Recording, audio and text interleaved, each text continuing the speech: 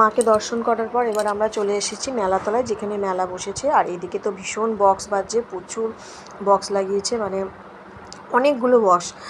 তা যাই হোক, আর এইদিকে তো সারা সব সমস্ত ছেলেরা নাচানাচি করছিল। আর এদিকে এখানে মায়ের ঘর ডুবি নিয়ে আসছিলো, যে কারণে ওই যে অত বাজি ফাটছে দেখেছো। আমরা সবাই এখানে একটু দাঁড়িয়ে পড়েছিলাম, তারপর চলে গেছিলাম মেলাতে।